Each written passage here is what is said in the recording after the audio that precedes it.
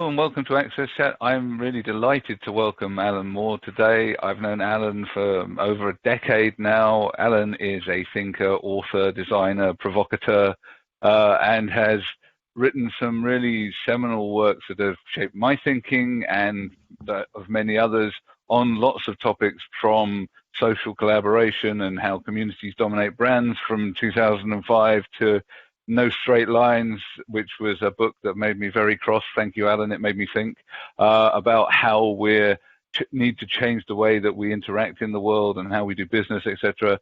To the latest book, which was written in 2016, which is Do Design, Why Beauty is the Key to Everything. And I think it's really a privilege to have you here. I'm very pleased that you could join us because really big fan of your work, really. So thank you for coming and joining us today. Thank you so much. I know it's taken a little time for us to arrange this get together, but I kind of feel this is the right time to have this conversation. So thank you very much. And so, what got you started thinking about beauty? What took you on that journey? Right. Well, I suppose in a way it does kind of relate to the writing in No Straight Lines, published in 2011, and I was very angry. And I'd done so many things in my life as a professional, albeit in a sort of red line around creativity. But I sort of ended up feeling that I was really lost in a no man's land, and I really did have a bit of a personal crisis. It's fair to say I had a nervous breakdown, which was pretty catastrophic. It wasn't the first. It was probably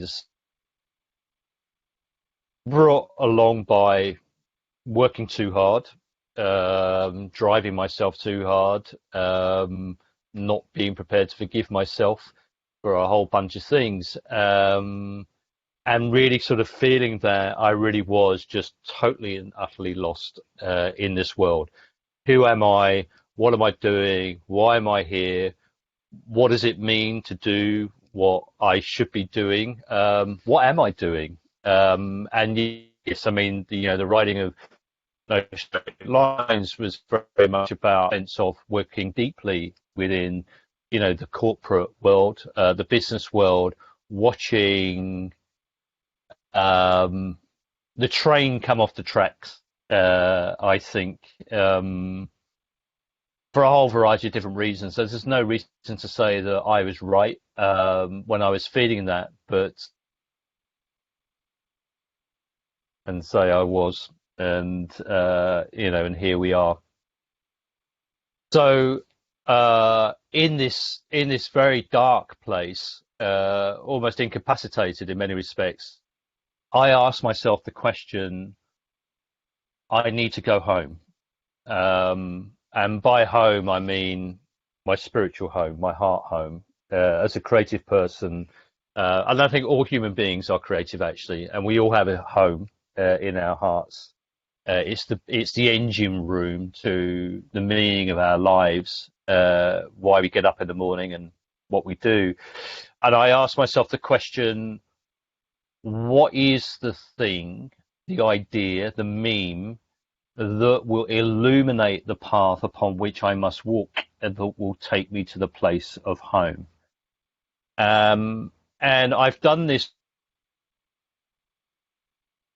different reasons. And it is kind of interesting when you really ask yourself that question and you don't look for external stimulus, because the phrase is the way out is in. So you go in, and you dwell within yourself, which is actually a pretty vast landscape, I have to say, and each and every human being has a different one.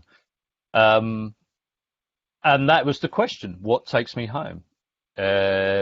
What is going to give shape to the next 30 years of my life, or whatever I have on this planet? And there were two memories that kind of came to me, and again, these are things that I hadn't remembered from being a very young boy, and one was being maybe at the age of 6, 7. Often go on holiday to Cornwall, and I can just remember we're on the beach, the sand, the sea, the blue sky. My mother was very relaxed, which was an unusual experience for me, only because I think she worried so much about the well-being of the family. Is there enough money coming in to do X, Y, and Z? But for whatever reason, I was kind of really connected into that, and so her anxiety, I think I really travelled with that. And there she was on the beach, like this young kind of freewheeling human being, and it just gave me such incredible joy to watch her like that, because it was so rare. My father was a beautiful man, and he always was.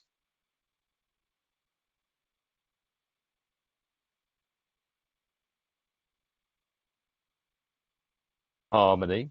I had a brother and a sister. Um, I was very happy being with them. I had my toys that I was playing with, and actually, what this memory was saying to me as I was kind of going through it and deconstructing it, I suppose, from the first time since I had it, was this was an integral view of beauty. I was at one with myself. I was at one with the ones I loved the most, and I was one with the natural world. And that to me was really important about this idea of beauty. It's integral, it's deep, it's foundational. It's not aesthetic. It's something much more than that. And the second memory was being a bit older. I maybe was about 10 or 11. My parents came from London, and we lived about 32 miles north of London. That's 50 kilometers maybe. And every weekend, or very regularly, we would go to London because the museums are free, all that stuff is free. My parents knew London like the back of their hand because they both grew up in it. And I can remember being in the National Gallery, looking at a religious painting, and it was very large, and I was impressed by its size. I was impressed by the exquisite and elegant gilt frame that this thing was in, and I was completely captivated by the blue cloak on that someone was wearing. And of course, as a 10-year-old boy, you don't have the language to sort of come back to your family and say, oh, by the way, that blue cloak on that man's cloak was absolutely fantastic, and I love the brushwork. And but what I realized was, as this memory came to me again from the deep freeze of my brain, was that everything man-made in this world is designed. Everything. Beliefs, narratives, philosophies, the chairs we're sitting on, the screens that we're now currently using, buildings, cities, you name.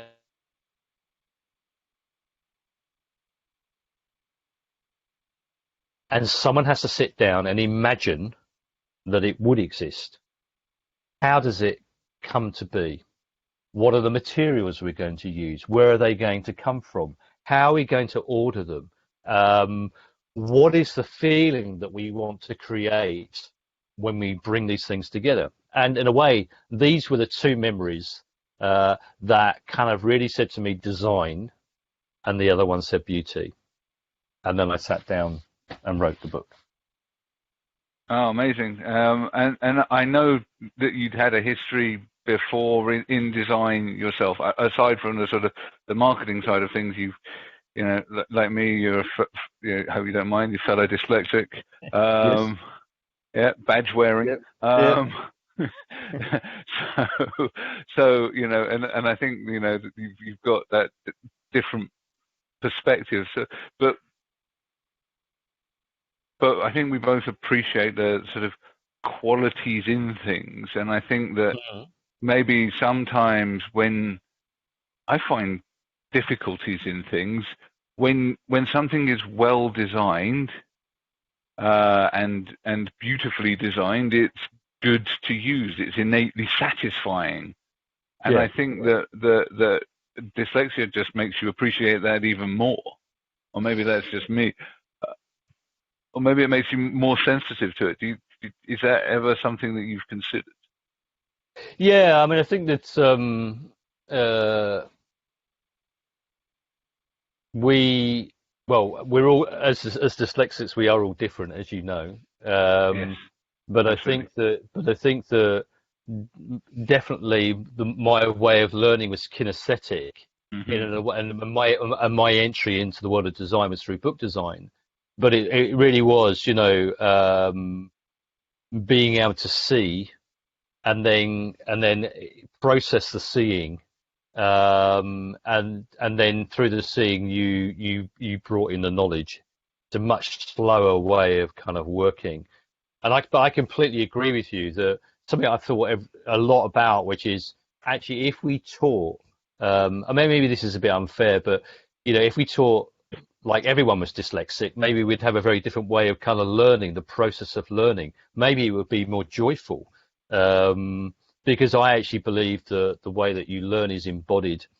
I mean, back to your point about really good design, about quality, to me is also very important Hmm. that everything should be well designed, um, thought through, so that the experience, and that's it kind of connects really then also with my philosophy around craftsmanship, is if everything man-made in this world is designed, we have the opportunity every time to make it really useful, meaningful, valuable. It should give joy to the world. And actually, there's something I was just reflecting on today, that we should find joy in the everyday. And design has that ability to do those things. And I suppose I get angry is when you see so many things, whether that's in the physical world or what in the digital world, and of course the two are symbiotic sometimes today, where you can see that there is willful use of bad design to get people to make mistakes or for people to be confused, and I think Yes. and that I think. makes and that really makes me angry. And that's all about being money driven. Um, uh, to also kind of seeing that when things are really beautifully designed, and you could talk about that in terms, I'm not, that's maybe something how it feels in your hands, but it could be the enterprise model. It could be, so if we say a company like Zero, which is a, full-on digital company. It's accounting software as a platform, but it's absolutely revolutionary in the way that it really enables people to deal with, the ugliness of accountancy. Because I can't think there's many people that get excited about accountancy, to be honest with you. Um, and I look at, the friends who have got a gardener that comes and works for them, and he runs everything off of Zero. And I think that to me shows that really great design can be universal. It has a social purpose for that. Um, it enables your life to be easier, I think, in a way, and contribute something. And that to me is what that design element is really all about. Yeah. Fantastic. I know Antonio and Deborah have both got questions. Antonio? So you were describing your experience and finding that moment. So when you design, you design, we design to ourselves and we design for others. Mm. So when you look at in terms of when you were describing your experience of a beautiful and a perfect, beautiful situation, how do you then, when you are in your design process, how you make sure that the beauty that you see is also seen by others and not just become a kind of a selfish uh, thing that you created for self-satisfaction?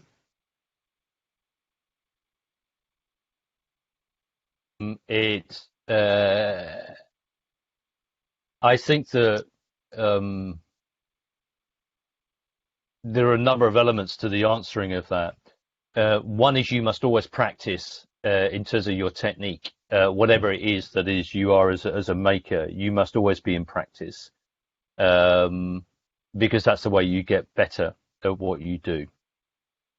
I think that also you need to seek the truth in the thing that you're trying to realize. Now, I know for a lot of people, that sounds maybe off the cuff, a little bit strange, but I know as creative people, when you really arrive at something that really works, you have discovered the truth of the thing that you're trying to make.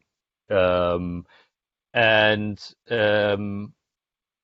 don't mind the fact that a part of that is a little bit mysterious. I mean, beauty in its own way always holds a little mystery for us, and in a way, it's partly why perhaps it has been moved off the sort of the sort of center stage of business and lots of other things because of its mystery.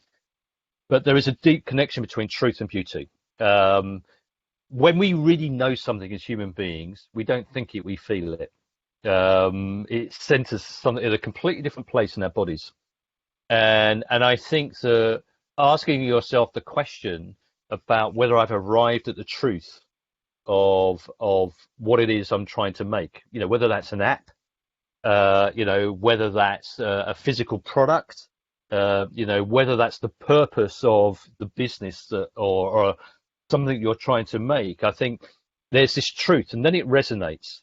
There's a resonancy there, and then you might want to sleep on it.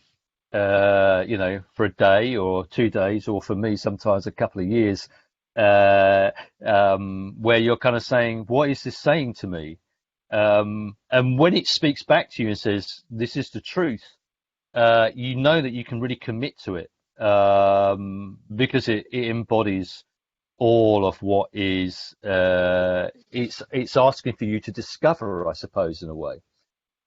And that is in part the sort of creative process. And that in a way is where I think that, a lot of organizations kind of get a bit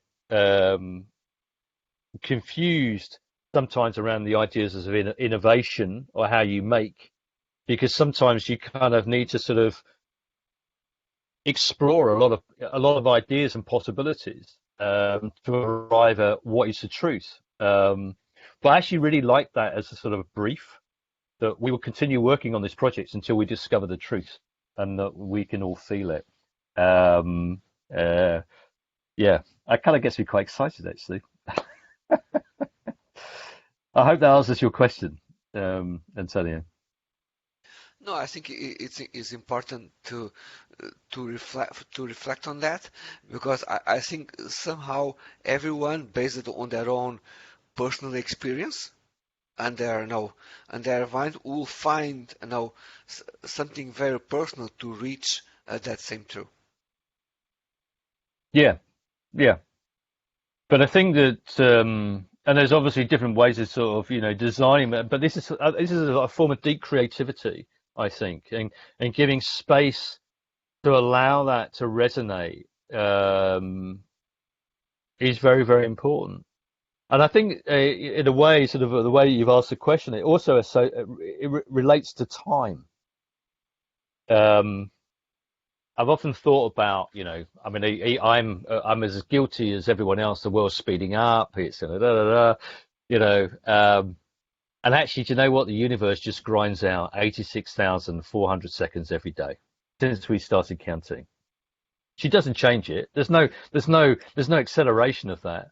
I think there's a perceptual sort of change in that, but I also know as a maker and as a creator and a designer, and of course there are deadlines, there are times but we need to give time, the time things really need be made well, that actually will live in this world, and if they're made really well in the first place, they will be around for a very long time to come. Well made lasts, well designed lasts.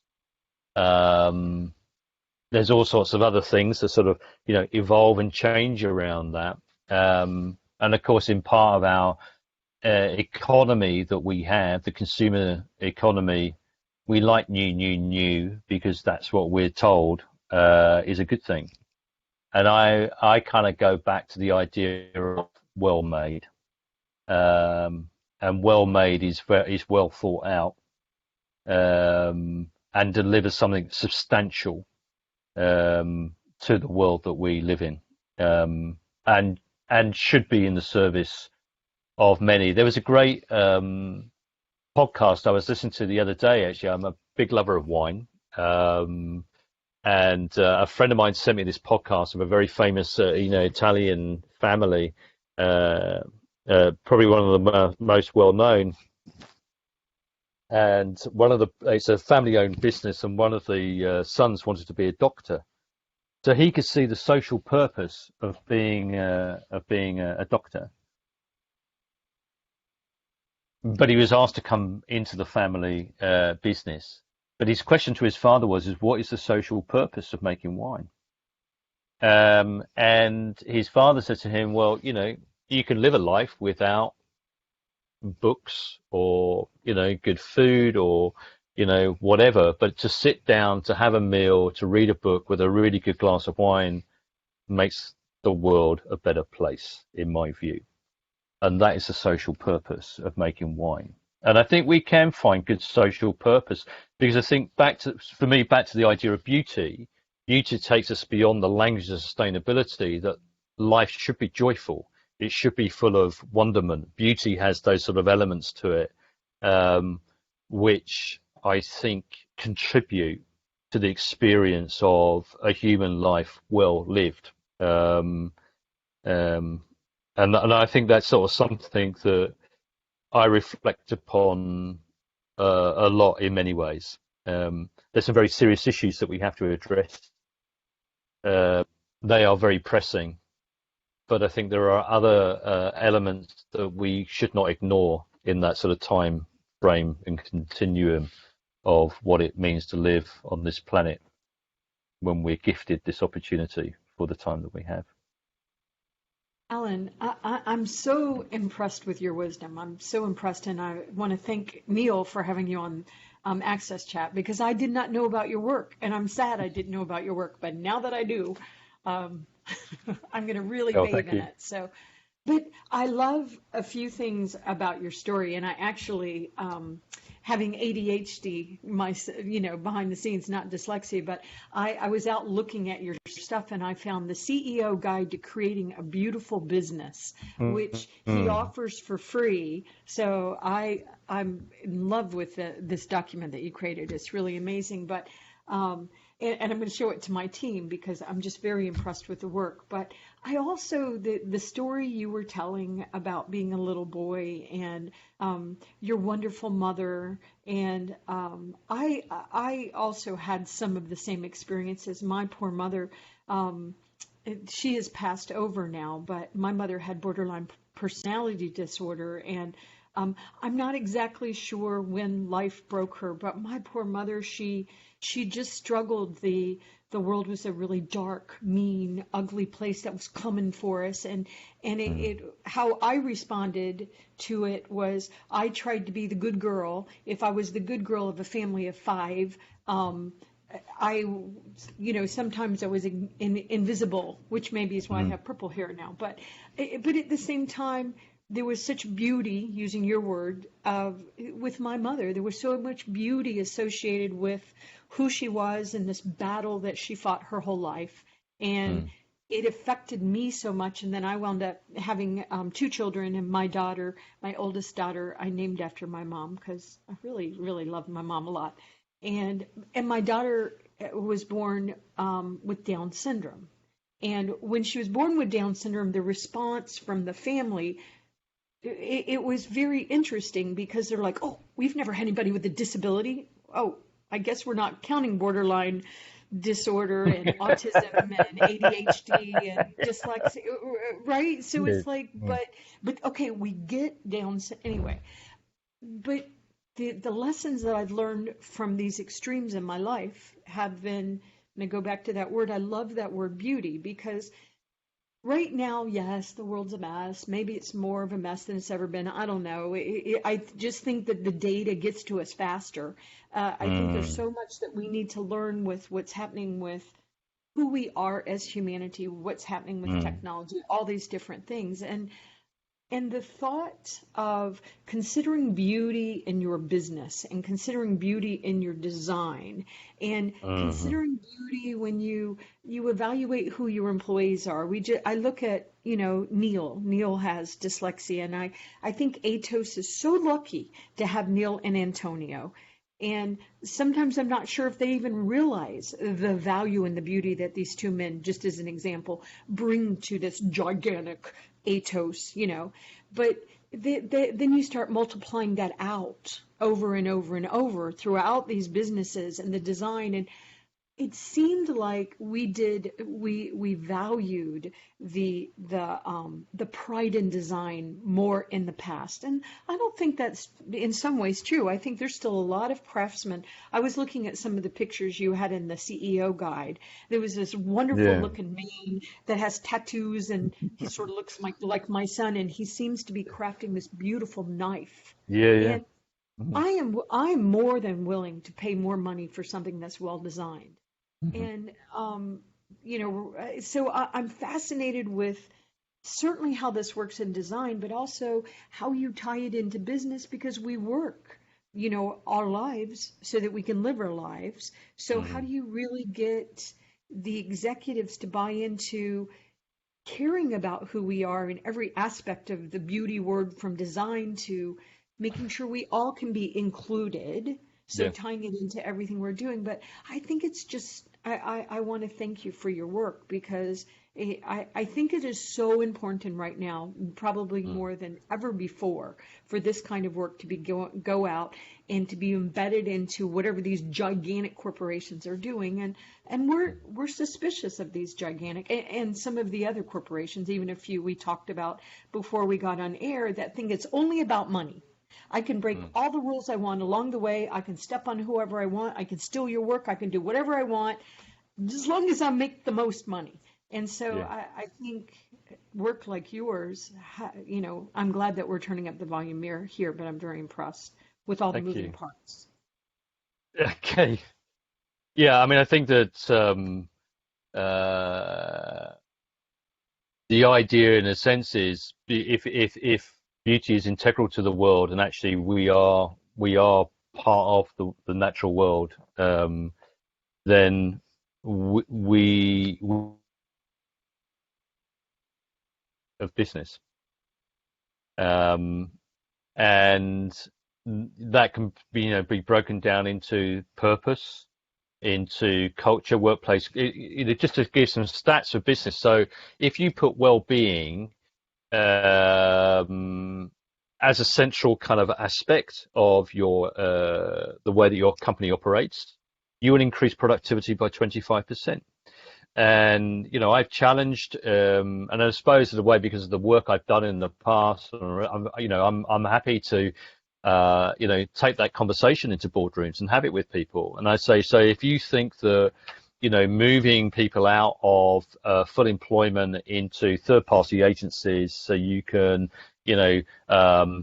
show how you're more financially efficiently running the business. Reality is that what you're doing is you're literally breaking the world apart. You're breaking people, and the cost is not sitting in that column, but it's actually sitting in a whole set of other columns as a consequence of that. So if you want the most talented people to work for you, you have to really put well-being at the core of what you do. Um, Purpose-driven companies outperform their competitors on the stock market by a factor of 12. Okay. You make amazingly designed products and services. So, i.e., you're not designing your products so they cheat, or they lie, or they break. You are actually, I think, 12 times more likely to get a sale, 6 times more likely for people to recommend, and 5 times more likely for people to forgive a mistake. Then, if you look at the idea of beauty as the the business model of nature, and I would say that actually nature is probably one of the longest R&D projects we have ever known. No company could ever afford what nature has done in terms of working out how to grow, nurture, be resilient, and regenerate. So the word is very important.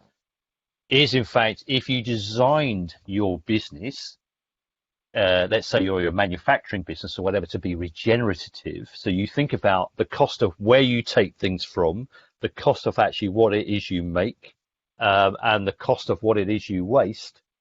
If you actually really look at all of that, you can start to significantly reduce the running costs of your business by thinking about those things. There is a term which is kind of popular, which is the circular economy. But I kind of like the idea that, the business model is the ultimate metric. It's the only KPI you want.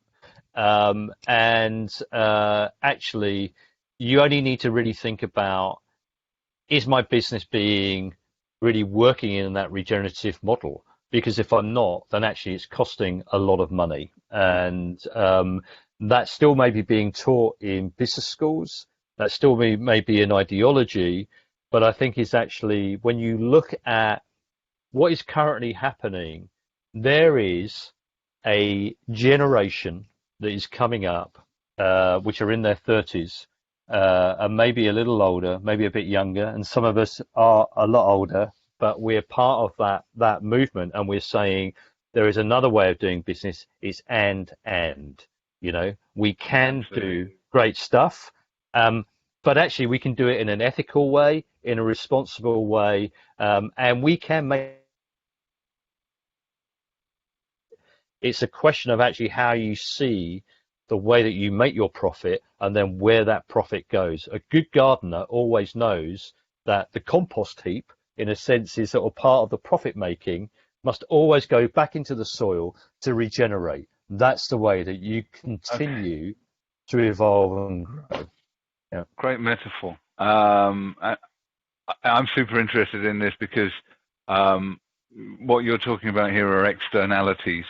Business is doing stuff and not looking at the stuff outside of profit. We're not measuring any of these kind of things outside, and the costs to society, the costs to people's happiness, their well-being, the environment, etc. So one of the things there are a couple of things. I mean, we're within our own organization, we're looking at beyond circular economy, and you were talking about regeneration.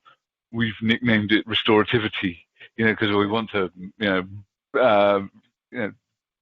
help mimic nature and help restore and rebuild and regenerate.